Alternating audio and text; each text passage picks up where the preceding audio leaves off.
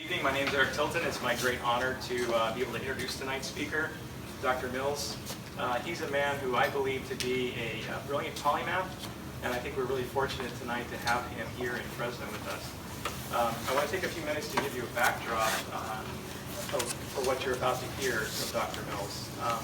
In the last 50 years, some elements of our world have changed quite a bit at a breathtaking pace. And many areas have been affected by technology, for instance, but in other areas, things have kind of remained the same. So let me give you some examples of the pace of change to make a point and introduce this talk. By the time I was 2 years old, back in 1969, two things occurred that would shape my life and your lives forever. One of those things was the Apollo moon landings in 1969. In that year, humans successfully landed a spacecraft on the moon, and mankind left its mark on the first ball of rock that wasn't the Earth. And it wouldn't be the last achievement like that. But that push to reach space and then the moon led to vast technology improvements, and it inspired legions of engineers and scientists like me and those who came before me. That same year, 1969, was the year that Star Trek was in its last season.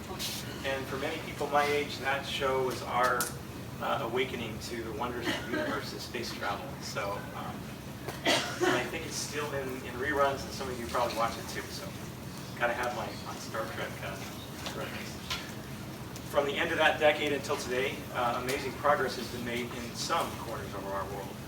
The flip-open communicator that Captain Kirk used to use became the inspiration for the Motorola flip phone. And in a period of just 20 years, there are more or as many cell phones in use today as there are people, billions of them. Today's iPads will give Spock a run for his tricorder money.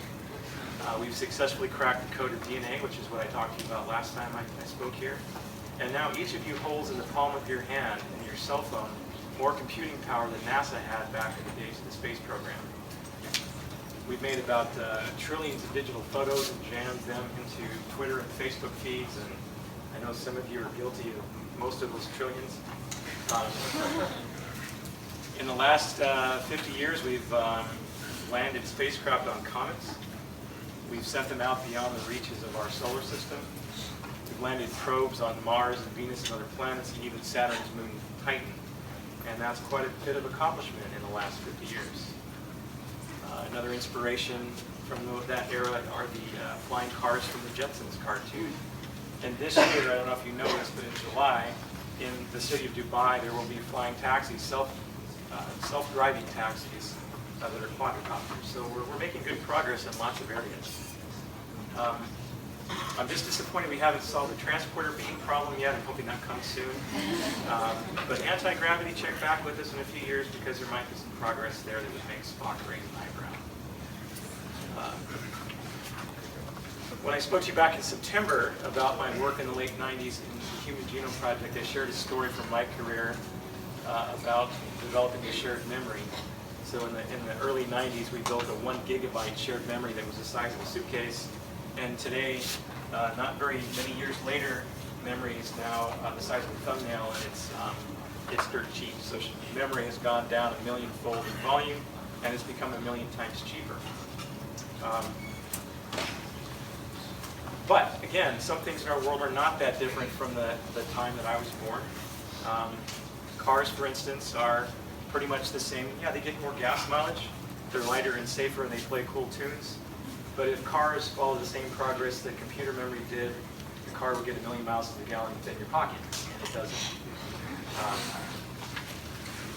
Another thing that hasn't changed all that much in these decades is how we consume and produce electricity, particularly through hydroelectric dams, nuclear, burning coal, oil, gas, and those things. We use a lot more energy today than we did back in those days, and it's had a significant impact on our climate. But the way we use or generate power and the way we use it hasn't changed much. Some of you may point to solar and wind to show an improvement. But those sources combined make up a small fraction of the total energy consumption that we use today, and they won't keep up with the pace of growth in energy demand through the years. We also can't cover the whole surface of the planet with solar panels, but it seems like sometimes we're trying to do that. So maybe this year, because of the work that Dr. Mills is doing, maybe this year is the year all of that starts to change. And without further ado, I would like to humbly step aside and introduce tonight's speaker, Dr.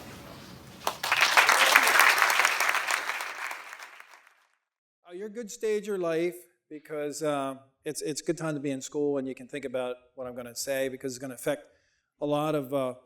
I think it's an opportunity to get involved with this at your stage and make this happen, and also it could be very beneficial. When you see how much impact this can have on practically everything, because energy it contacts every aspect of our lives, and it's a major portion of GDP. And I know everyone's very green conscious, and this is profitable green, and it's based on a classical physical laws. So there's going to be two themes that are new. Number one, a new energy source, and then the foundation of that energy source is probably something you haven't heard before. But I'm going to spend a little bit of time on that, and I can answer more questions on it later. But I want to get down to really explaining more on what's on the horizon for energy. So basically, what we have is we're reinventing electricity. You see that the cell phone, as Eric went through, a lot of things have gotten reinvented. One of the things that hasn't is electricity, electrical grid, internal combustion engine, the way we deliver power through a centralized distribution network. And this does away with all that. It does away with coal, oil, gas, nuclear, bio, wind, solar, hydro, essentially all forms of energy conceivably and probably really realistically can be replaced by this new energy source. Can everybody hear me okay? All right. So it's a new sustainable, non-polluting energy source. It's based on a new invention, and we've been filing a lot of patents on it. And from what I've seen so far, we're the only ones in the field doing this type of work, which is beneficial to us at this stage. We're going to commercialize this by taking advantage of existing infrastructure. We're planning on outsourcing the manufacturing. There's quite a lot of manufacturing capacity for this. I describe more. It's adopting technologies and bundling them up, and it's got some extremely advanced technologies that didn't even exist a few years ago, or at least to the extent they do now in their capability, and the timing has been really quite ideal. So we're talking about outsourcing the manufacture, the supply chain management, depot repairs, repair and maintenance alike, and there's an enormous amount of infrastructure to do all those functions as well. So this could happen very quickly because it's modular. It's very scalable in terms of the modularity of it. It's disconnected from the grid, and it can go into essentially everything. It can go into cars, addition stationary, planes, trains, marine, and everything pretty much imaginable that uses a power source of any magnitude short of consumer electronics. And it may be able to ultimately be scaled downward to that scale as well. So it's clean. It's going to be extremely cheap and accessible. In particular parts of the world where there's billions of people, like in Africa, that don't have electricity, and other parts of the industrialized world that this could be a massive benefit to. So on the left is a schematic of what we call the sun cell, and I'll go more into details of it. It's basically a solar converter with a massive light source. And the power it makes is in form of extreme ultraviolet light. It's light of shorter wavelength than certainly infrared, and shorter than visible, and shorter than ultraviolet, but not as high energy as X-ray. So it's not penetrating. It only goes to about 1 millimeter of air.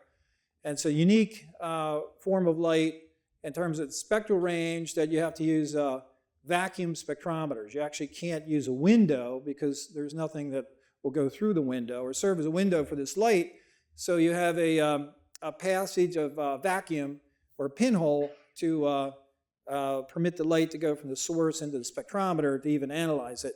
So it's very high energy light. There's not currently photovoltaic cells that will convert that high energy light, albeit it is feasible to do so. And we're taking advantage of current technology, which we therefore down convert this light into incandescent spectrum. So it's a visible light we use. And then we radiate concentrator photovoltaic cells. These are cells that run at about 1,000 times the concentration of typical solar cells you see out in the field.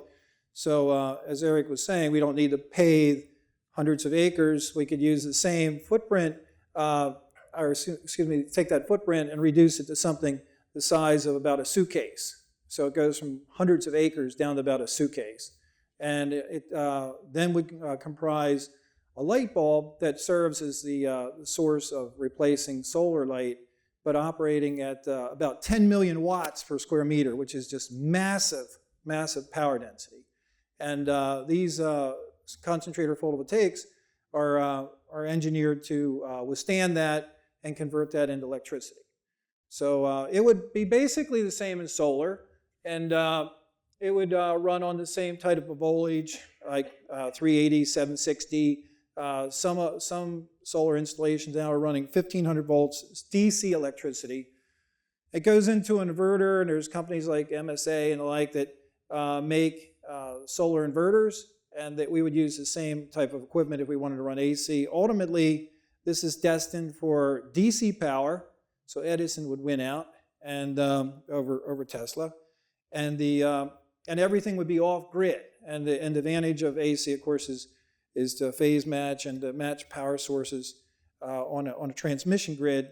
And as we envision it, there would be the elimination of the grid because it's just cost prohibitive. And by cost prohibitive, what I mean is it's so inexpensive, you can't possibly fathom how the grid can survive. So let me tell you a little more about it. So it's a continuous power source. It's based on making a more stable form of the hydrogen atom that then reacts to form more stable hydrogen molecules. And I'll go more into details of that. So we actually can use the hydrogen from water molecules because we're making a more chemically stable product. So the product we make is about 200 times more stable than the hydrogen in a water molecule. So we can use the hydrogen from water as a source of fuel. And that is, of course, probably the most safest, environmentally innocuous fuel you can, or source of fuel that you can acquire. And the product is a molecule that does not even absorb or emit light. It forms, and you can see it forms by this reaction. It can be observed by rotation, vibration. There's something called X-ray photoelectron spectroscopy. You can analyze the energy of the electrons in the molecule by this technique and other analytical techniques. There's 15 methods in all that we use to analyze it. You can see it that way, but it doesn't absorb or emit light in the sense that it excites electronic transitions like typical matter does. So the capital cost, this is really important. It factors in, and we have a bill of materials for this device, it factors in at about 10% to maybe 1% that of conventional power generation equipment. And it doesn't require any infrastructure in terms of grid infrastructure, fuels infrastructure, so it can permit the generation of power at extremely low cost. The only consumable is the water fuel, and it can be scaled over very large orders of magnitude and then ganged. That is, cells can be hooked together and form an aggregate and make even power of essentially any desirable magnitude above what the smallest unit is, which we envision be somewhere around 10 kilowatt. That would be designed for applications, for example, for private residences and potentially even drones, things of that very smaller scale power. So we're making a device right now. It's 150 kilowatts electric that be used for stationary applications.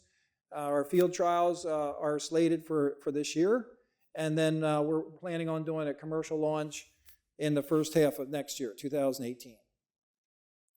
So if you take a power generation asset, typically it generates about $1 revenue per watt per year. So you have a 1 billion watt power plant, which is a standard.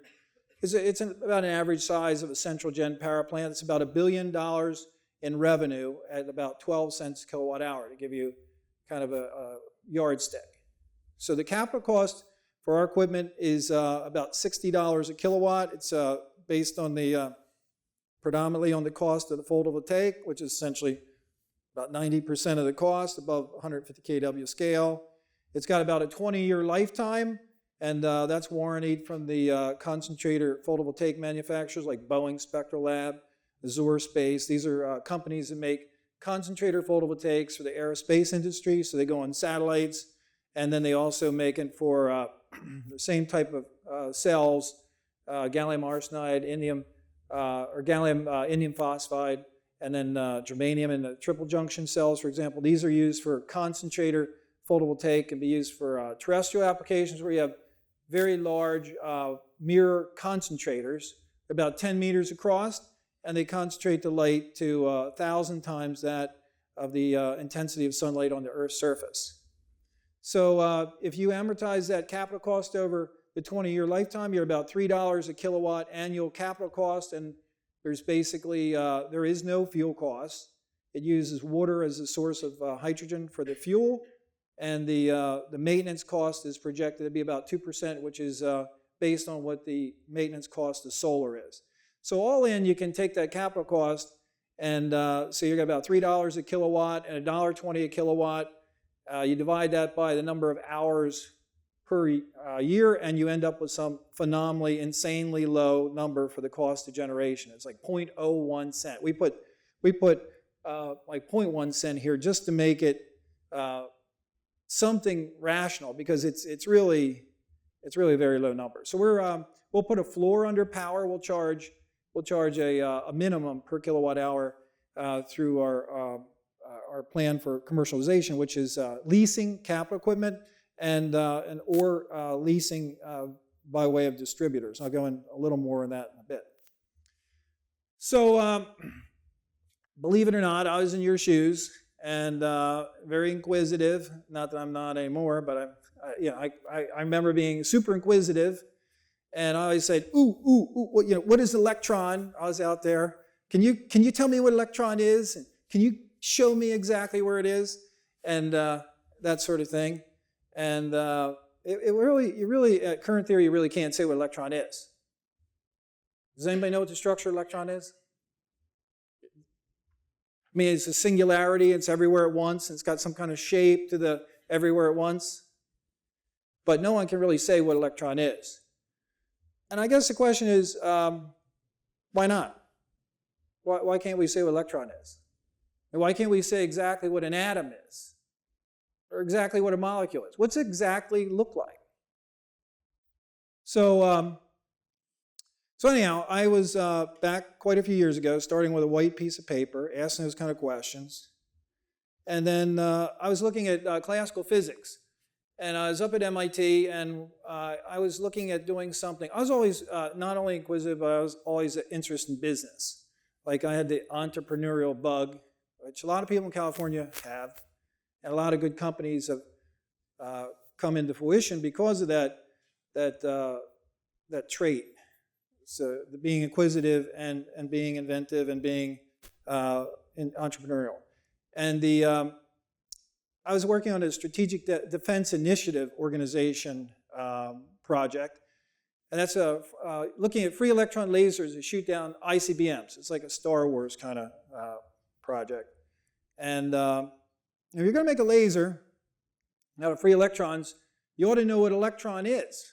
So, and it turns out you can actually use Maxwell's electrodynamics, Maxwell's equations, and you can actually solve the radiation field and power and angular distribution, things like that, and treating the electron as if it's something real and using Maxwell's electrodynamics. Same with synchrotron radiation, same with plasmas.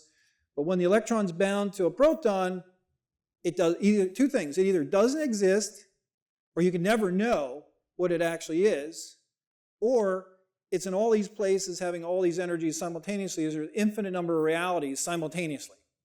But it doesn't really help you engineer anything practical. I mean, you can always talk about entanglement and collapsing wave function, but it doesn't really give you insight into making something new. And I was really curious about that. So,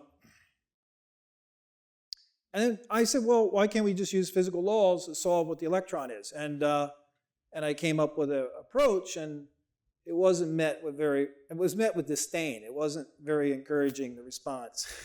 so I don't know why, because you can always ask questions in medicine or telecommunications or any other field, but this field seems to be somewhat resistant to asking questions. So, I mean, this is my experience as a student. So now, in the current times, one of the things that's coming about, these are two articles, Weinberg, who won a Nobel Prize for the electroweak theory, and then even Nature's saying that, I'll see what it says. It says that there's concern that physicists have been dealing with fraud in terms of quantum since its inception, and that it doesn't deal with reality.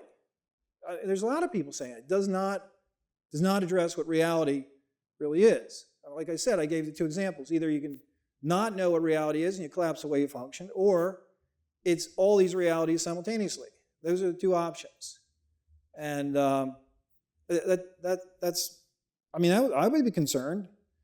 So, and the other thing is, like Eric was saying, it seems like there's an issue with big ideas, like the aviation, like how I got here, or if you wanted to come out and visit me, you'd have to fly there. I mean, otherwise it'd take you forever.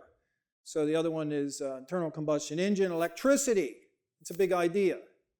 So we're not having big ideas like that. And economists are saying you can talk about all the political this and that way you want, but most economists will tell you the reason why there's really low growth is because there's really no great ideas. Like the economy was exploding with these big ideas, but no matter how you slice up the pie and incentivize and whatever, I mean, you can't beat a dead horse. It's not going to go if there's nothing to make go.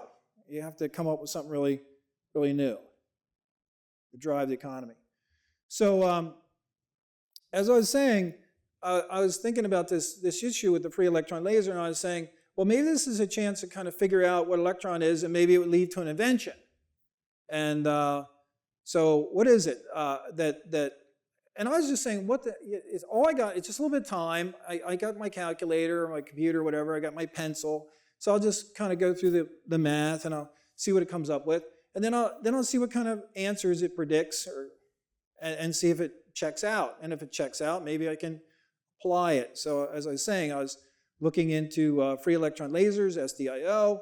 Why is the electron any different in a free electron laser versus being bound in an orbit with a proton to form a hydrogen atom? So well, maybe it's the same. So why don't I just apply that physics to the electron? And it's not that complicated. You say, okay, I know what a photon is, or at least I know what the equation of a photon is. It's being the Maxwell electrodynamic equations. I say, well, that photon is absorbed and emitted, so why don't I treat the electron as a source current for absorbing and emitting the photon and solve that? And you know what? You get some really, really interesting results. In other words, I didn't say the electron was a wave. I just said the electron emitted and absorbed electromagnetic waves. And it serves as a source current for those electromagnetic waves. Now, no one can say that's not true. I mean, it does. So why don't I just solve that problem and see what it gives? Well, you get a current vector field, and you get like a scalar, like a charge function, and you get a current function. And it turns out if you add up all the angular momentum vectors, they give you h bar over 2 on an axis, and if you put that in a magnetic field, it'll precess, and it'll give you h bar onto a magnetic field, and it can only be parallel or anti-parallel to the magnetic field, and links flux in units of magnetic flux quantum, h over 2e, so, and that gives you a g factor, and it matches to all the significant figures in the fine structure constant, because that's the only thing in the solution. It's analytical solution. So there's no polarization of the vacuum by virtual particles and things like that. There's no Feynman diagrams. It's just an analytical expression for what the current of the electron is, and conserving angular momentum, you get some really, really good results. So here's some of the things it solves in analytical expression. It basically solves all the fundamental problems of physics and chemistry, and it gives you the production mechanism of fundamental particles, and the same equations give you the Schwarzschild metric of general relativity, and they predict, and I'd say predict, it actually predicted the acceleration and expansion of the cosmos before it was observed, and matches identically. Matches all the cosmological parameters from the same equations that predict the masses of fundamental constants, and you can solve things like molecules and analytical expression. Like on the left is the probability interpretation of quantum. On the right is an analytical closed form expression of DNA. And it solves every single electron, the charge distribution, every single bond, and every single molecular orbital. This is not a probability density function. Electrons are like membranes, two-dimensional, thin films, and they form that shape in DNA. You say, well, how do I know this works out? Well, turns out, just look at some evidence. This is a scanning electron microscope image of pentacene on the top. And there's a lot of these images out there. IBM's really keen on doing this stuff. And you can see where these little, let me show you. You can see here, there's kind of like a part here. That's the hydrogen molecular orbital. And then there's, you can see the carbon frame there. It turns out all the bond distance, bond energies, and the total energy of the pentacene molecule matches experimentation. The limits you can measure it and overlays this image. So there's no pi cloud. You can really image, you can really say exactly what an electron is, what a bond is, what a molecule is. And then here's 450 molecules that we looked up, and we had this Spartan G-31 G-star basis set, and we compared the results. So on the left is the analytical closed form expression. On the right is the other results. And this is, the way it works is there's analytical expression for every single, 415 bonds by salt. Like carbon-carbon single, double, carbonyl bond, all the different kind of bonds, and then you add them up like bricks in a wall. You just add them up. So there's only two equations in the whole thing, and it solves molecules, it solves metals, it solves condensed matter physics. So there's a geometric equation, and there's a energy equation. There's only two equations, and it solves this stuff. And you can add up molecules, boundless extent and boundless complexity, and it really matches the limit you can measure these things. We have about 5,000 people using it. So it's on our website, and you can download it for free and try it out yourself. But it gives you some stunning results. I mean, it really solves things very elegantly, and you can spin it, and you can look at the energy of every single atomic and molecular electron. You can tell distances between bonds, between surfaces, between any points on the molecule. It'll tell you precisely what the charge is there, all the different aspects of different energies, like the Coulomb energy, the magnetic energy, and kinetic energy, like at any given point on this surfaces. So we have a lot of publications. We've been diligently publishing on the aspect of the energy reaction. And like any good theory, if it works good and you get some good results, it should be useful. It should predict something new. So one of the things it predict is how you can create energy from the hydrogen atoms in the water molecule.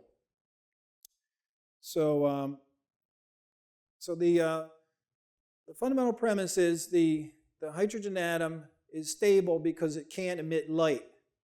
It's not because we define a ground state. I'm just telling you my view on it, and you can You can go any way you want, but I'm just telling you the view. So it turns out that the hydrogen atom, the way the current on the hydrogen atom of the electron in the hydrogen atom moves, it can't emit light. It can't lose energy because it can't emit light. So it can emit light in the excited states, and you can actually calculate what it is. Because there's a current as the electron moves radially, and in a current you have something called a vector potential. Vector potential, you have a B field. Take curl B, get E cross B. You got the power, you divide the power and the energy, and you got the lifetime of the state. And you can calculate all the NIST, Einstein, A coefficients from reciprocal of that, and they actually match. Integer formula. And you can't do that with current theory. It explains why those states are stable, why those states are radiative, and what their lifetimes are, and many, many things, like the Lamb shift, fine structure, hyperfine structure, G factor, all analytical expression. So it says that the hydrogen atom is stable because it can't emit light. But we all know that hydrogen makes all kinds of things that are lower energy than hydrogen. And we all know, for example, like helium, the electrons are lower energy than it is in hydrogen atom. And certainly the electrons in uranium are lower energy than the hydrogen atom. So you can certainly have a lower energy state than the hydrogen atom. And in this case, for the one electron neutral atom, you can transfer energy radiationlessly to an acceptor, and the electron can actually go lower for a neutral one electron atom. It can go lower than that non-radiative state. That was a prediction. So explains what an excited state is. So excited state is actually an electron, a photon, and a proton. And you can actually solve what the photon is. And the photon carries electric field. If you don't believe that, then you can't believe that your cell phone works. Or radio works, because those are photons and they carry electric field. And or coaxial cables doesn't have electric field bouncing down it. So that electric field cancels out some of the proton's field and allows the electron to go further away. And there's another state where you can transfer energy out of the atom, and a photon will make it bind tighter. And those states are non-radiative, and the ones where the photon kind of cancels out the proton, those are radiative. So that was a prediction. So you had to have something that took away energy in an integer of a Hartree, an integer of 27.2 electron volts. And that's a lot of energy. So that's going to ionize anything that accepts it, because even helium atom, 24.59, that's the highest ionization energy of any atom, and that's higher than that. So the reaction is an energy transfer that ionizes something resonantly, and then the atom will then decay, that is, the electron will go closer to the proton, and it'll form another stable state and release more energy, and that second step, that energy comes out as a continuum high energy light. Okay? So we should see continuum high energy light. And we should see that species ionize. Turns out we do. We actually do see that. And it kind of explains that this effect kind of explains some other things. Like his flare, in that region, that flare can put out more power than the sun in that region. More power. So wait a minute. Like a sun's supposed to be creating the power from this nuclear reaction, but that the surface has more power coming out than the sun can make. And then the gas around it, you can see this gas, and you see this gas here in the corona. These regions, when this is bright like this, is putting out more power than the sun can produce. And it takes like 100 years for the power from the center of the sun to come out. So it doesn't really fluctuate really fast like that. So on that time scale. And then the other thing is that gas around the sun looks like it's really hot. You say, well, how do I know it's that hot? Well, because it's got all these ions. And because the surface is only 5,600, the gas, I don't see any mechanism for it to get ionized, and the surface is only 5,600. So there's got to be something that's superheating this corona, because it's really 2 million degrees based on the ions. But then there's carbon monoxide molecules in the sun too, in that corona, and hydrogen's not fully ionized, which it should be at that temperature. turns out it's not really that temperature. It's just there's extremely high power, extreme ultraviolet light released in the solar corona, and that's ionizing the corona. It's the same reaction that we run in the lab, and we get the same thing. It ionizes everything, even though it's cold. There's not even any infrared emitted in this process. It just ionizes and makes this extremely high energy light. So there's another thing that is a cosmological mystery, is something called dark matter. So let me say there's like not even multiple choice. Let's just say there's like an extra credit question. I just make a circle and I say, of the universe, this little tiny slice here is hydrogen, and everything else is too small to even deal with. I'll just make this little slice on the pie hydrogen. So what's all the other stuff? What makes up 100 times more than this little slice?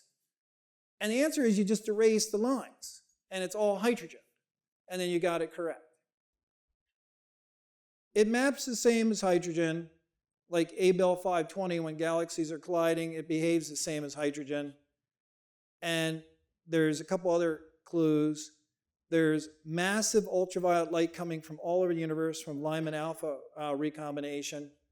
It's when hydrogen gets ionized and then the electron gets captured again, emits characteristic light. So there's going to be something really, really high energy ionizing it. And then there's also continuum. There's continuum soft X-ray at 10.1 nanometer cutoff coming from all over the sky. So this is the spectrum for our reaction. And we get continuum soft X-ray light with a 10.1 nanometer cutoff. The same thing that's coming from all over the universe, coming for our reaction. So this is what European Space Agency, they kind of took this with their telescope. I guess they used the Hubble telescope. This is their work, their publication. But there's a huge amount of mass here because there's a gravitational field that's gravitationally lensing, like this guy right here. He's that oblate-looking galaxy is being lensed from somewhere else because you change the telescope, it goes away. So there's huge gravity there, but it's not absorbing or emitting light. What we're making in the lab is the same thing. You see it by NMR, rotation, vibration, things like that, but it doesn't emit or absorb light the way ordinary matter does. So these are some of the analytical techniques we use to identify this new state of hydrogen that's coming from our reaction. And this is one example. This is the nu is 1, the nu is 0 vibrational transition with the rotational P branch superimposed in that vibrational transition. And the red lines are the theoretical for 4 squared times the rotational energy of ordinary molecular hydrogen, and the green is the spectrum we get. That's at Princeton and Duke universities on an Aramis, which is a lot of money. And it's happening in a region that's 16 times more energetic than anything known, because the highest rotational energy is, of course, molecular hydrogen, and this is 4 squared, or 16 times the vibrational and rotational energy of ordinary molecular hydrogen. And this only happens after we run the reaction. So all the energies of this new form of molecule are predicted to be an integer squared that of ordinary molecular hydrogen, that is binding energy and whatnot, and the rotation vibrational energy. And that's what we observe. And the particular state we're making is the 1 to 1/4 state, because we're using a catalyst that's something that can accept energy in 3 Hartrees, 81.6 eV, that will make this 1/4 state. And that will make the 10.1 nanometer cutoff radiation and this vibrational rotational spectrum. So we set out to harness this source of power, and we looked at all kinds of different ways of doing it, and these are just some of the old issues like plasma. So you need a source of atomic hydrogen. Of course, plasma will create that. And you need something that accepts the integer of 27.2 eV. And there's quite a few things that can do that. And the matter is to find out what will, and then to get a lot of power. And you have to get a lot more power out than you put in, because you want to make net electricity. So there's a lot of a lot of versions. So this is solid fuels, to give you an idea. We ran 6,000 different chemistries. We were not lazy. We did this very diligently, and we kept analyzing the results and improving the reactions, improving validation, improving the power. And then one of the impediments was that the big power companies didn't want us to be making another source of thermal energy. At least they weren't that excited about it because they're making gas turbines for natural gas. Natural gas is very cheap, and they had their coal and their steam turbines, Rankine and Brayton cycle type technology. So we'd be looking at retrofitting a power plant. A power plant's expensive. They're like $1 billion. They take like 10 acres. So that's a big undertaking in terms of risk and making something of that scale. So then I was looking for ways to circumvent that, namely like make this process an electrochemical device that can release the energy by making this new state of hydrogen in a reaction that involved electrochemical oxidation reduction, so it can make electricity directly. And it worked great. I mean, we had phenomenal validation on it. We would put charge into it, put a current into it to make hydrogen at the negative electrode, and then we reverse the current and discharge it. We get 40 times more current out. That is, not current out, but the length of time that we ran the current. So we charge it for, say, 1 unit of time, and we discharge it for 40 units of time at the same voltage. But then we tried to pull more current out of it, and it dropped the voltage on the cell, and because that didn't have that protective voltage, it corroded. So there is impediment for the different types of technologies until a breakthrough. The goal is to get something that can compete with fire.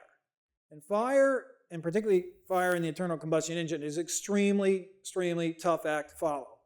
I mean, anybody in the power business working with batteries like Tesla or whatever, batteries, they're just not, let's face it, they're just not what gasoline internal combustion is in terms of power density and versatility and cost. I mean, it's like $50 a kilowatt and incredible power density, thousands of watts per liter.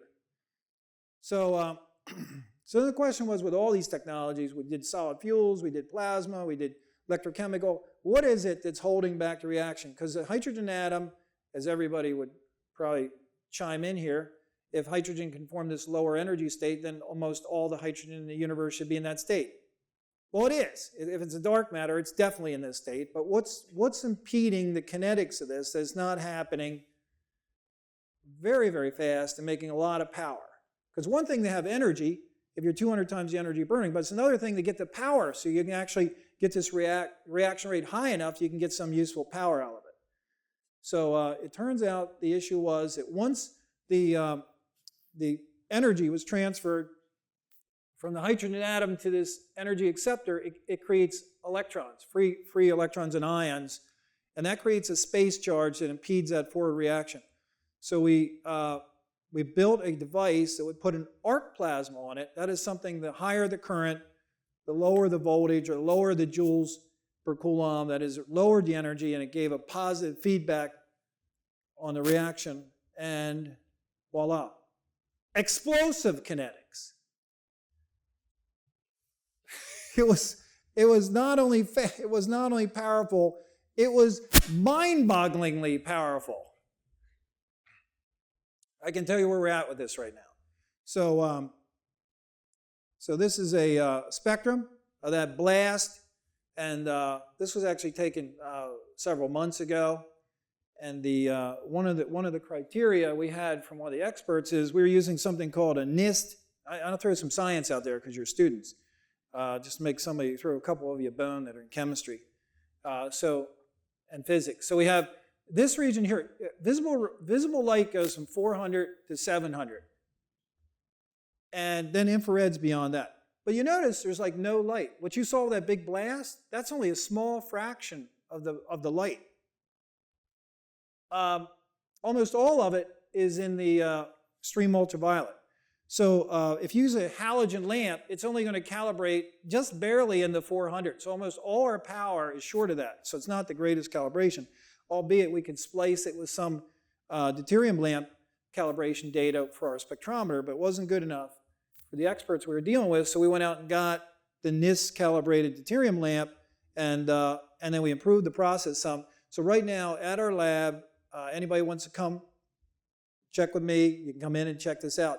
But right now it's making 20 million watts peak power from something that's 7 millionths of a liter in scale. It's almost all silver, and we put in it the very small 1% of the catalyst hydrogen source, and makes that kind of power. There is nothing on this planet even come remotely close to that, like within a factor of about 1 million. I mean, it's incredible power. It's coming out as light. High energy light, that's his spectrum right there. Essentially no infrared and very little, essentially no visibles, all high energy. So we got to harness that. Here, let me just play it again so you know the engineering challenge. So this is fast photography. That's 1 million, that's 1,000th, 1 millisecond, 1,000th of a second, that event. And it has a high current to trigger it, and then after that there's no power in it, and there's no chemistry there that can make that reaction go. So we need to fire that 1,000 times a second, and then we got millions of watts in some really, really small volume. So, okay, so then what we'll do is we'll make rollers, and we'll inject powder in there pneumatically, and we had all kinds of different things we tried. We had slurry pumps to pump the metal matrix and then put current between two conductors to get that pulse of current to trigger it. And we tried a lot of stuff. So we had different engineering firms. So then we got to this. This was something we did up there, engineering firm up in Boston. I don't think I have sound here, do I? Do I have sound? Anyhow, this is incredible, the sound of this. This is a glove box. It's like human size. And it's basically, it's just turning the entire glove box into 6,000 degree black body radiation plasma. Like, it's insane, like how much power that is. So, and then the problem is, it vaporizes a cell in seconds. It vaporizes very heavy tungsten. It's got to be higher than the temperature of the sun. I mean, not only melted, it vaporized it. We got tungsten ions in the plasma.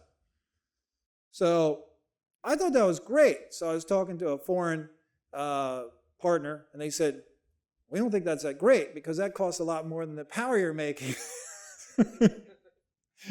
So anyhow, we redesigned it.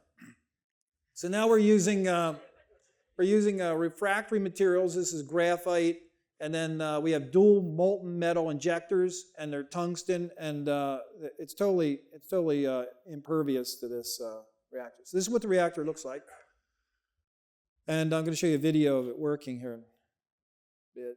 So sun cell, as I was saying, it's a light bulb inside of a photovoltaic converter. It's got photovoltaic panels on the inside. You can see it here. So the idea is you got this blue is the photovoltaic cells. These are the concentrator photovoltaic type. And then this is run at the same temperature as a halogen light bulb. You know how halogen light bulb, you know, the old kind you screw in, not the diode lights, you know, old school ones. You turn them on and they make light. Turn it off, it instantly goes off. That's because it's transferring power not by convection or conduction. It's radiation. It's photons transferring the energy. So it's the same principle. You can have the light source really, really hot, and the photovoltaic really, really cool, and the power is being transferred by light from one to the other. And these are the concentrator photovoltaic varieties. Let me just show you. So the way it works is it has these two little loops here are pump tubes, and there's tabs coming down here vertically. Current goes along this z-axis, and then there's magnets that go into the plane of the screen, and they create a cross magnetic field with a current, and that's like an electric motor. It basically runs the current through the molten metal that's in that tube, and it pumps it. That's called an electromagnetic pump. And then, so we're using silver. Silver doesn't react with anything, and even oxygen at this high temperature. And it pumps out this tube, and then one of them has a little tab here, and the other one has a little tab here on the pump tube. So they're polarized, or they're electrified. That's our ignition, the bus bars for the ignition power source. When these two streams hit each other, you get the current flow, and boom, you get the reaction occur. And you get plasma and a lot of power. And you can do it continuously. And because it's refractory metal in these injectors, and carbon, a special kind of carbon that they guarantee us will not degrade, and it doesn't. It doesn't fry like the other materials were. So then we have an inductively coupled heater here, this coil that heats it up, gets it up to temperature. And I'll show you in the video, once the vapor pressure gets high enough, we can shut this electromagnetic pump off, because the silver vapor in its own, once it gets a high pressure, will conduct away the electrons, recombine the ions, and you don't need to have power. So you can shut all that off, and it runs in a self-sustaining mode. So then there's some other support systems here. They're more detailed, but nonetheless, that's the basics. So then you have the plasma, short wavelength light, and then we convert it to inside this dome. It heats up this carbon, emits like a black body radiator. This is the spectrum. And this is 3-junction photovoltaic, so this would do blue, green, and red light. So it would convert different parts of this spectrum into electricity. And this is a Zura space. It's got the cold plate on the back and water in and out, and you're good to go. You bolt that on there, and you're converting electricity from that light. I should tell you. Let me see which one this is. So this is 3700. 3700 is about 15 million watts per square meter. That's the light that comes off that dome. I mean, that is an insanely high power. So this could be incredibly compact as a power source. Very light, too. Carbon doesn't weigh much. PV's like a chessboard. I mean, that's a product right there. It's really small. So what's that do for you? Well, you can pave over, as Eric was saying, like here's 250 acres. That gives you 100 megawatt. Or you can get smart and you say, well, I'm going to just make these little tiny concentrator PVs, but you still got 250 acres of mirrors. So it didn't get you anywhere. All it did was say, okay, I only got to make this much PV versus this much PV, and then Chinese made it really, really cheap, so this didn't work out so great. It's a good idea, but they just got outproduced cost. See, you can have really great ideas, then somebody will come along and make something cheap and screw you. Be mindful of that.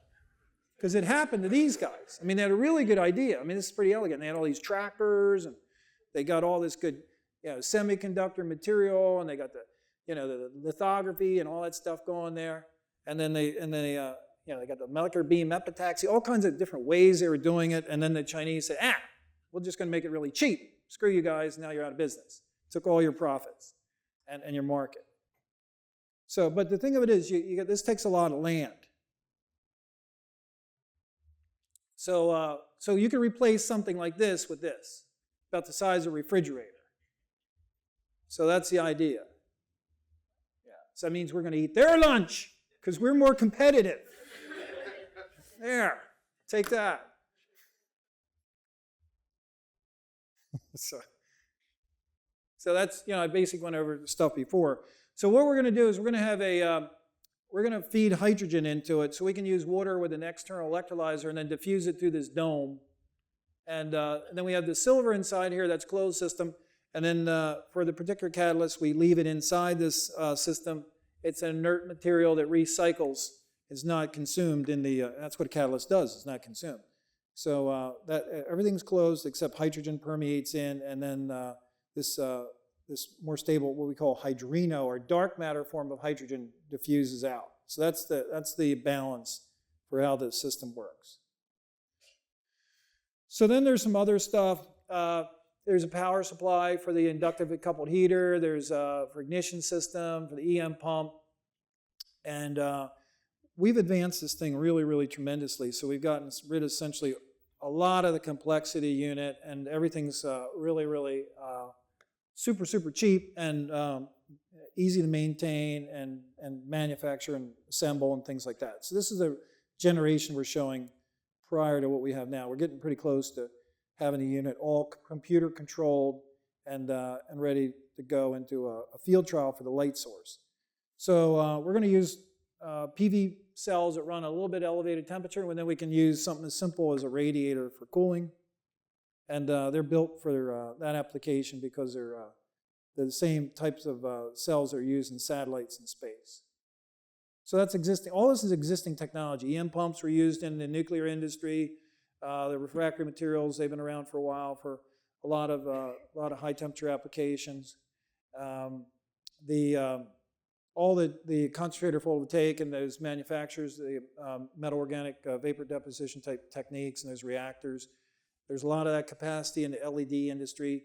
One of the companies we're working with, they saturated the LED industry in 1 year once they ramped up the manufacturing. So we don't really see in about 6 months learn out in terms of putting the capacity in to make concentrator PV. This could go really fast because all these are known technology, known parts that we're just adapting for our application. So you can invert the electricity and then run AC loads. A lot of cars, Tesla uses an inverter. A lot of cars run DC, like Leaf and Volt and Prius. So you could run DC directly, wouldn't have to run inverter. Run it directly to motors. There's a lot of loads, like all the consumer electronics and lighting and things like that. That could all heating, resistive heating, everything could be DC in the end. So we see it maybe potentially migrating to DC. So something to keep in mind if you're designing a lot of AC stuff, it might ultimately go DC.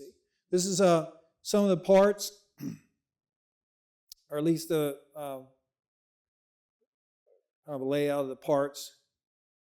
This is a breakdown of bill of materials. And so this is a 250,000 watt unit, $25,000. So that's about $100 a kilowatt. And solar is about 30 times that. And that's just if you went to McMaster car and just bought the parts. That's not what the mass manufacturing. So this could come down really dramatically. And as you increase the sun concentration, it can come down phenomenally low in terms of the capital cost. But one of the things, particular, if you look at the cost, all the parts, the big thing is the photovoltaic converter part. That's the concentrator PV, and that's the majority of the expense.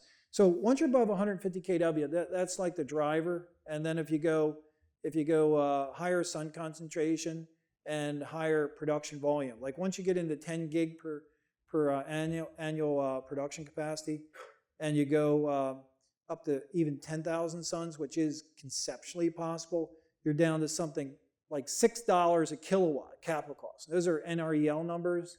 So you're basically going 10 times higher on concentration and then going to decent scale in terms of production volume. This could get extremely, extremely cheap for capital cost. So we're done the engineering now, and we're assembling the computer control systems and getting ready to do a test on a light source, and we're simultaneously in parallel having the photovoltaic converter built at a couple different companies that specialize in those technologies.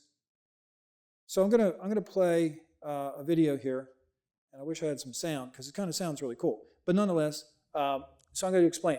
So we have here electromagnetic pump on one side and on the other side. So these are the molten silver reservoirs. We're looking down through the dome, and so we have a viewport there, and then we have it's in a vacuum chamber, and then we have a window that we can look into the cell. So we're looking right down into the cell.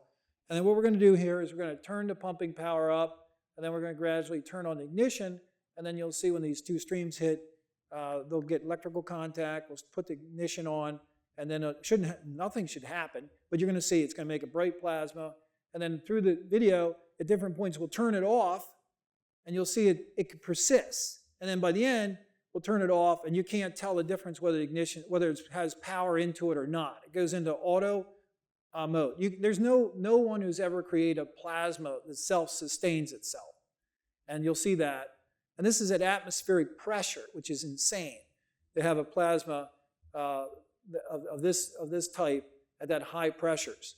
So that's going to go on, and then it gets so hot, and we're vaporizing away the silver because it can come out through the top of the dome, and then our water lines start popping and whatever because the power is getting too high, and that's kind of the end of it. So what we have now is we're fitting it out with all the computer controls and monitoring. So now you can see ignition's on. We're starting to turn that on now. And but this is the commercial device. That picture I showed you with the isotropic carbon components, that spherical dome.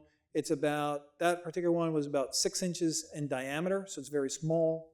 And this is it running here, the dual molten metal injectors. And you can see it's not vaporizing like the cell we ran up at the engineering firm up at Boston. Like once you got an event like that, the other cell would have been gone. So you can see this is designed to run under these extreme conditions. So I'll take some questions and then show that, and I got a couple little slides there in the end, and then I'll kind of wrap it up. So while we're watching this, I can take a couple questions. Anybody got some questions? Yes. So you share with us what's the nature of the catalyst that traps all the energy? Okay, yeah, I can share that with you. I know some things in life are really, really pretty good. I mean, like a lot of things, simple turns out.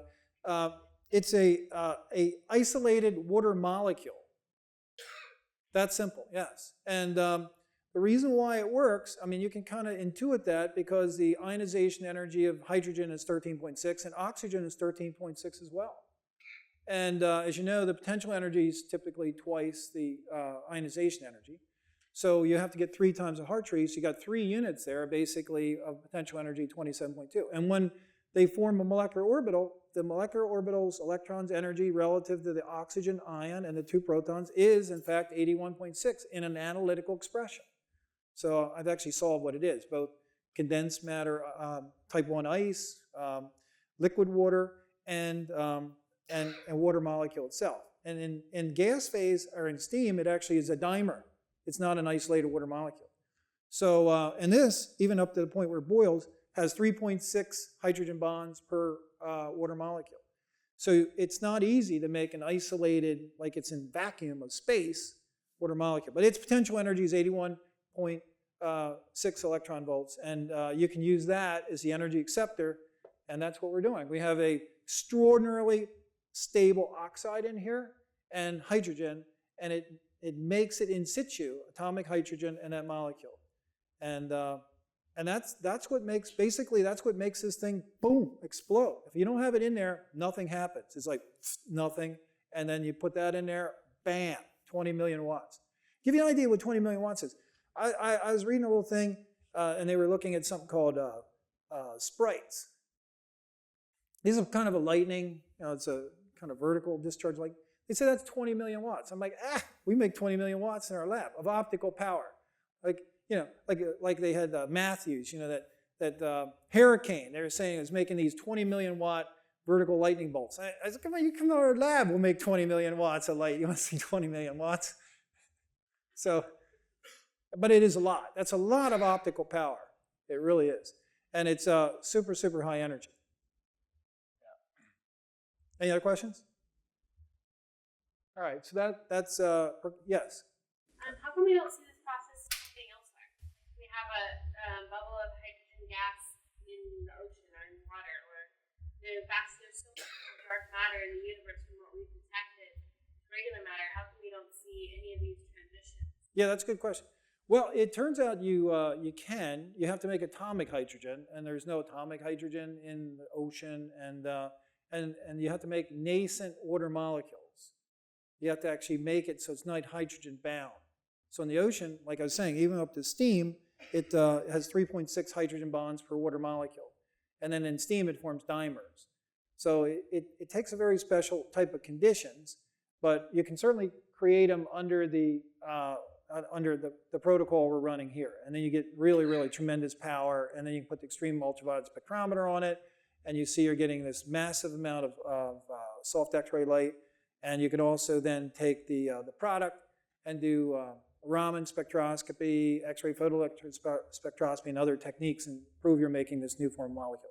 But in space, it turns out if you look at the surface of white dwarf stars, there's a continuum band with a cutoff at 91.2, 22.8, and 10.1 nanometers, which is the half, the third, the fourth at 13.6, 54.4, and 122.4 electron volts.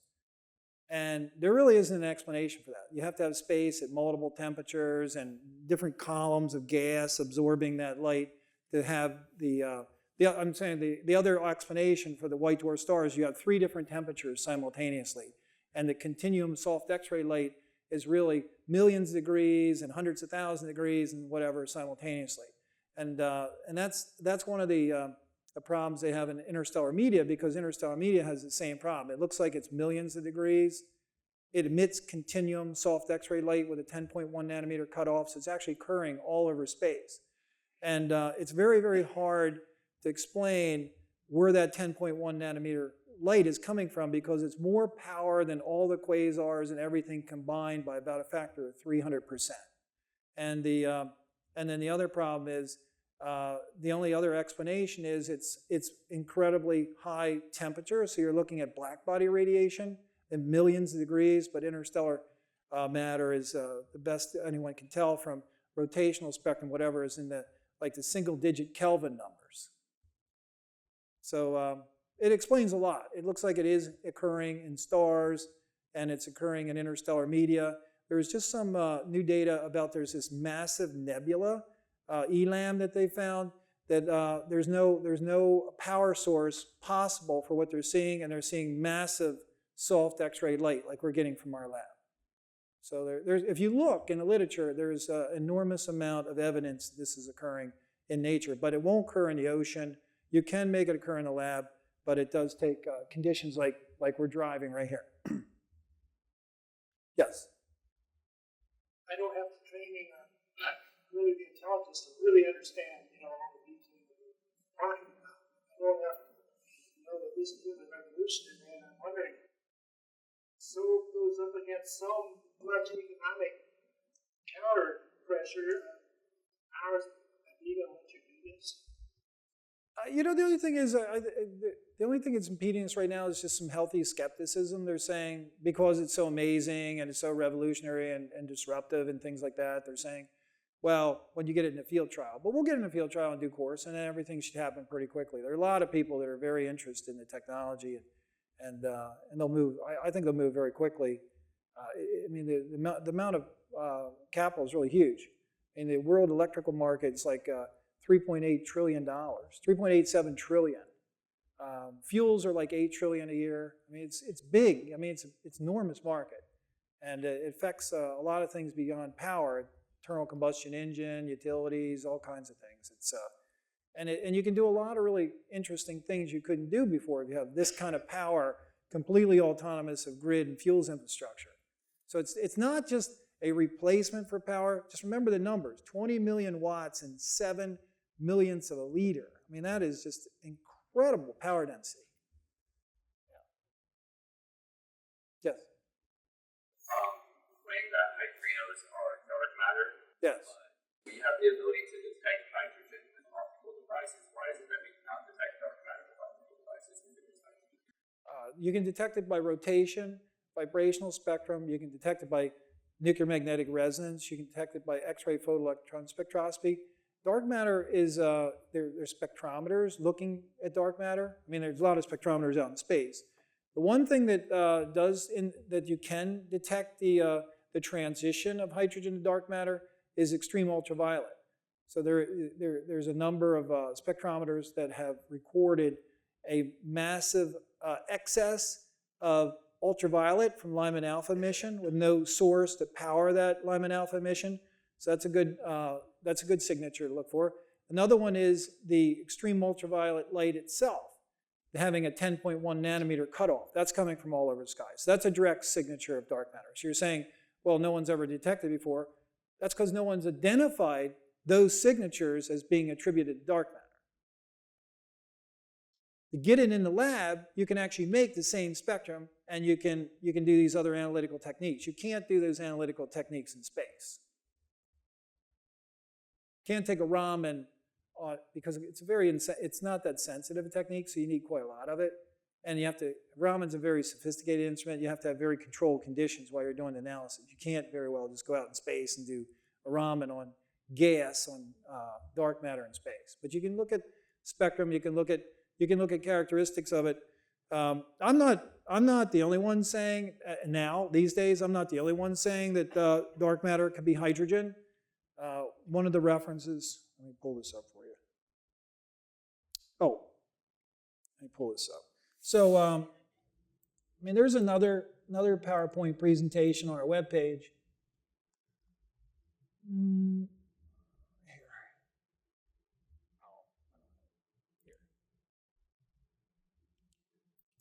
Since I know you're in the student mode, so let me give you a couple papers to look up.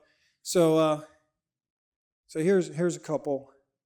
So if you pull this slide from our tech presentation on our webpage, these guys are astrophysicists. This is published in Science, and they're looking at collisional debris of galaxies, and they're saying that the collisional debris is showing that dark matter is intragalactic. And they're saying if it's intragalactic, it has to be baryonic. That means made of protons and neutrons. And if it's such massive amount of baryonic matter that it has to be hydrogen. They're saying it's some unobservable hydrogen. And that's exactly what we're making. We're making a hydrogen that's unobservable. It's formed by a radiationless energy transfer to an acceptor. The electron accelerates radially, emits continuum soft X-ray light. At that point, it can't undergo resonant excitation. So it's dark. And the only way you can see it is by this NMR and Raman and other types of techniques. Yes? So, our current theories predict that hydrogen is immune to the first 3 to 1 ratio. Yes. No, that's assuming that you discard dark matter. Dark matter is 100 times more than ordinary matter. It's hydrogen. That theory is out the window. Yeah, but it predicts that should be a 3 to 1 ratio, and if all dark matter is in fact hydrogen, that would be that ratio. Yeah, well, you know what? All those astrophysical models are predicated pretty much on curve fitting. There is no a priori kinetics of how a nuclear reaction. Current theory doesn't even predict how the masses of particles exist, let alone how helium exists. You know what I'm saying? It's just it's a model that tries to fit a lot of parameters. It's not saying from first principles that a light can become a proton or a neutron or become a helium nucleus. It's just models. So as soon as people adjust in that dark matter is hydrogen, those models all change. I'm saying they're not really based on things that are extraordinarily direct experimental evidence. You see what I'm saying? Let's say the model says that there's a helium-hydrogen ratio, and it turns out there's 100 times more hydrogen. And obviously that model's wrong, right? It was just fabricated to try to fit known parameters of the universe. It's the same way with the microwave background ripples. They try to fit the fireball. It was infinitesimally small and infinitely dense, and there's so many reverberations in the fireball, and that's why you have a certain angular spacing of the microwave background anisotropic nature, that kind of thing. They're just models that try and fit a lot of parameters. They're not based on any fundamental physical principle. And they're obviously wrong if hydrogen is in fact in great abundance and comprises dark matter. Yes, Eric. One of your prior presentations, you called out the forecast for energy demand by 2040, and you used that to make a point about the insufficiency of current energy supplies. So the gentleman was asking why is there pushback against this new energy source?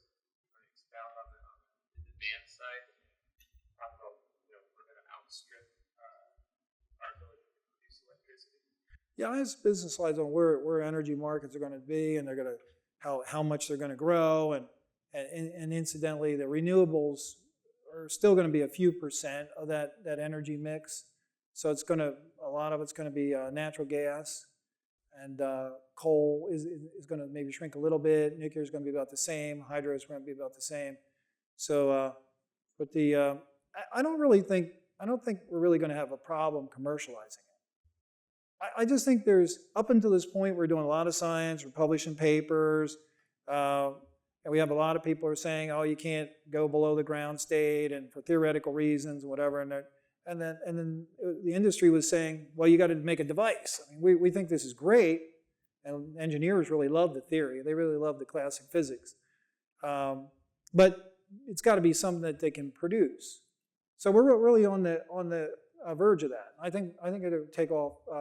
I think it'd be pure chaos because it went to the point where it's not just a theory, and it's not just an experiment, it's not just a process, it's not just something that's evolving. It's actually going to be a mature, competitive product by the time the world really appreciates what it is. So it's going to be pretty disruptive. You know, even with aviation, the Wright brothers were flying around for years, and electricity kind of was slow, but people kind of knew it was coming. This is something that was going to be wham. There it is. Yes. You mentioned electric cars a few times in your presentation. Are you guys going to expose this to the automotive industry and try and make an impact? Yeah, we are actually talking to the biggest automotive manufacturers, and they're saying that once we have the field trial, they're like all over this. So everybody in industry, there's sort of industry's very risk adverse. They'd rather pay. You name a number. They'd rather pay 1,000 times that when it's actually a product than when it's in some sort of lab stage. That's just the way they operate. I'm just giving you some insight. That's the way industry operates. You'll get venture capital, but then that's a whole other situation in terms of running the company and how much equity you give up and how much control and getting your team together and eating spaghetti dinners for the next whatever years until you go public, eating the diners, using that as your office, things like that, living in your car. Yes. You mentioned risk, and obviously your work is kind of controversial because it would mean that some of our current models don't work. So obviously you're taking some risk yourself by doing this research and putting it out there. So obviously the applications of this are limitless, but I'm wondering if there's one that's really near and dear to your heart, like what drives you? Oh, well, I really like it, and I don't really take it to heart if people criticize me. I mean, basically, I look at it this way. All right, so here, let's say somebody comes up to me, and I get a lot of this criticism. Oh, well, quantum mechanics is infallible and all that, and I'll say, okay, well, I can take physical laws that I can directly prove, and I can solve everything from particle masses that predict the expansion of the cosmos and solve molecules and analytical expression. I think that's really, really improbable if it weren't really how nature works. So I'm fine with that. People can have whatever impression they want, and I'll just keep working away on my thing and making more and more power and then go and make a product. So that's what really drives. I really enjoy the success. And it's an incredible feeling to sit there and predict, you know what, if you do this, rather than a little beep, you're going to get bam, and it works. I mean, that is really pretty awesome. Yes. So, my question would be, because based off everything you've shared currently, it seems to me in your confidence level that this is all going to be successfully or commercialized in about a year. And just from what I've read on you, you're always in a state of inventing. So my question would be, what would be next after this? And that's why I went through that timeline, because we constantly are pushing higher power, better validation, more analytical, more theory success, on and on and on. But it was just hitting a wall on the kinetics. The kinetics are sort of like the energy's there, products are there. It's just getting enough power to make this thing so it's really competitive with fire, and particularly internal combustion. So that happened that's a eureka moment that I was showing with this slide here. So the big breakthrough was is getting this state where we could get that kind of power. So now it's just race to make a product. So then the question is, can you take the vent that it lasts 1,000th of a second and make that fire 1,000 times a second and get continuous power? And the answer is yes. I mean, we showed that with the dual molten injectors, refractory metal system, and then there's different things to work out in terms of all the material compatibilities and coefficient thermal expansion and thermal shock resistance and taking the pressure and temperature, and we've got that worked out. We've tested those systems, and it's I wouldn't say it's easy engineering, but it's stuff that can be engineered. And I think we got essentially all the heavy lifting done now. We're just putting it together. So we're going to have something that runs like that, all computer. I mean, you saw it. We had it running. We just had the computer control it, and now we've got our light source, and then we got to engineer the PV around it. So we were never at a stage where we're really talking about bill of materials, cost of goods, contract manufacturer, installers, and even the business rollout model. Before we were looking at central gen, which would have had to go through a turbine manufacturer. They would have had to make a new type of boiler design. They would have to make the turbine specifically for that boiler. Then you're looking at a 10-acre plant. You're looking at $1 billion capital investment. You're probably looking 10 years trial before you're going to build the next $1 billion plant. So this circumvents all that. This is all disconnected from the grid, so now there's no regulation. So we would have had to go through the utilities. Of course, utilities are always resistant to change because they have stranded assets. They're getting basically cost plus. They make a new plant. It's 20 years. They float a bond for X billion dollars. They got to get that paid off. Somebody else comes along and say, throw it away and put our new source in there. And then, no. We got cost plus. We got to earn back all that money that we invested in this plant. So that's a tough sell. So we just say, we don't need the utilities. We're just going to put redundant power sources. It's actually 10 to 100 times cheaper to have multiple power sources of these sun cells than it is even to use the urban grid going from one building to the other and doing the switchgear. So it's then there's no regulation, and we can bang it out like jelly beans because it's just all vapor deposition type technology, and it's very, very compact and super high concentration, so you don't need very much of it. So I think it looks really, really favorable for us, making a very competitive product in the not too distant future. So are you stopping at the sun cell, or are you going to go look at this application after that point, or are you looking at doing something beyond that? Like next gen, beyond that?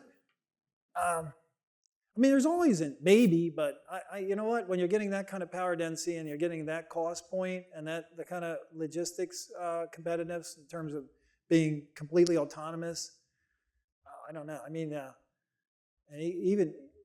there's the only other competing technologies for electricity is thermionic, which basically experimental. There's thermoelectric, which is very expensive, very low power density, and so that's out. There's Stirling engines, which are basically experimental, and they're fairly low power density compared to this. I mean, all heat engines are low power density compared to this.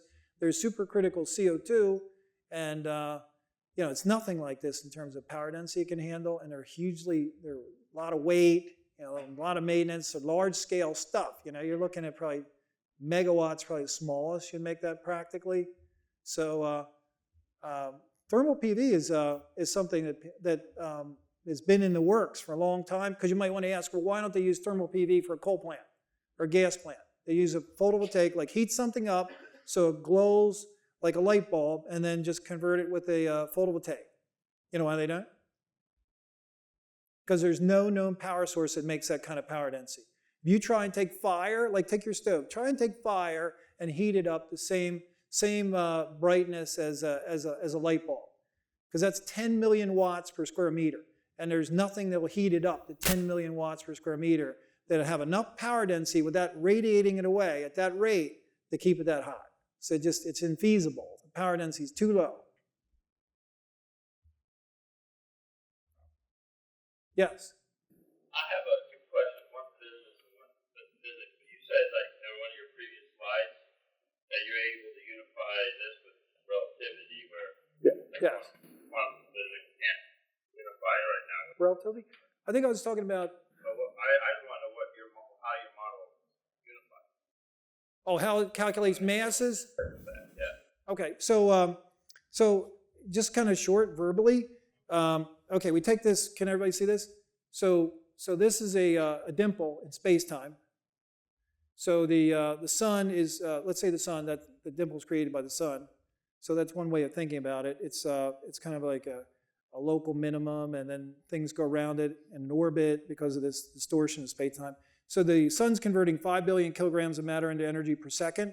So in time, that dimple pops out because the sun's not there anymore. So the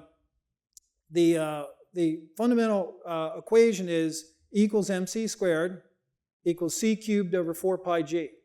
So the matter converts into energy according to that relationship, and space-time expands as matter converts into energy.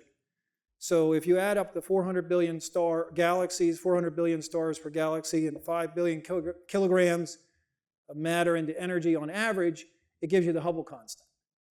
So what it says is, as light becomes matter, if you want to have the constant speed of light in all frames, given that a light comes in, a particle leaves the event, and a gravitational field front goes out, even on the scale of a particle, for the speed of light to be the same in all frames, then space-time has to contract by c cubed over 4 pi g. And the particle leaves at its gravitational velocity. So if you take that equation, you can derive the Schwarzschild metric. And if you compare the proper time of particles to the laboratory time frame and put in it the energy for the electron having a Coulomb energy, a magnetic energy because it has a current, it's moving charge, and a angular velocity energy, h bar omega, all those energies become equivalent, and they're equal to the mass of the electron times the speed of light squared. All those energies become equivalent, and if you plug those factors in terms of what the relativistic factors are between Coulomb charge, current, and angular frequency, it gives you the electron, muon, and tau masses identically. And if you do that for the quarks, you get the up, down, charm, strange, top, bottom, and you can do it for the bosons as well. It gives you the masses of particles, and it gives you that relationship where matter converts into energy and causes space-time to expand, and you can solve a dynamic equation, and it gives you all the cosmological parameters. It gives you the Hubble constant, it gives you the microwave background temperature, it gives you the anisotropic nature of the background temperature, it gives you the mass density, the age, the scale, and all different cosmological parameters. And the business question is like, there's an industry that's been promising for quite some time, and you've been around for quite some time doing this. Like what's exactly like different from like 2 years or even 5 years? Yeah, I mean that's a good question, but you got to. That's going to actually make it. What's changed in that 2 years? 1 billion times more power and millions of times higher power density, and something that's mass manufacturable that can make electricity directly, that we can make a product that's autonomous from grid and fuels infrastructure. Yeah, before we were making low amounts of power. Now we're making millions of watts in a teacup. Since around October of 2013, and now we look at it from the time we got the reaction under control. We're about 3 years. Within 3 years, we'll have a commercial product, which is actually pretty good. Yeah, it just took a lot of theoretical work, and it took a lot of analytical. It took a lot of massive lifting to figure out what catalyst, what reaction conditions, and then they had the breakthrough on what was the break on the kinetics. But you can see we're on an upward trajectory in terms of improving along each incremental step, and the solid fuels could have made it. It's just that when we thermally regenerated the solid fuels, that particular chemistry, we couldn't get 100% yield. So if you take and regenerate the fuel every nth seconds at n times, and you have 0.8 to the nth power and n's big, you end up with not much product to recycle. And the electrochemicals I was saying, as we tried to pull more current out of it and ramp up the power density, the pulling more current dropped the voltage of the cell, and when the voltage dropped the cell, then the metals would corrode. So there's just impediments. It's just things we found that there were things that made it difficult to commercialize. This, we don't see any impediments to commercialization at all. And as our engineering firm has said in presentations they've given, that they think that all the engineering problems are solved, and it's just a matter of build and testing, and it'll go to market. They have a lot of experience. They made a lot of really credible technologies feasible and practical. One more question. Yes. I was wondering if there's been any independent testing that's been able to replicate the results that you. Yeah, we've replicated all our different reactions. Like I showed that electrochemical, we had Henry Weinberg. He's a double chair professor at Caltech. His report's on our webpage. Samina. We had Terry Copeland, who was an MIT PhD. We had Nick Glumack, who's a Caltech PhD. Right now we have 5 validation reports on the current technology by multiple methods: commercial calorimetry, this National Institute of Standards and Technology calibrated light sources in terms of the optical power, and then we have measurements on the sun cell until it vaporized, on the rate of rise of the temperature of the coolant loop on the sun cell. So there's multiple methods of validation, and those reports are publicly available on our webpage. Okay, I know some of you have to get home. If Dr. Mills would like to stay back and answer some questions, you're welcome to do that. Otherwise, I'd like to thank him. Well, you could always email me. Anything you have, rmills@BrilliantLightPower. We should have started at lunchtime. Yeah. Yeah, and the theory, the books on the webpage, you can download this software. There's 5,000 users right now. You can download it for free.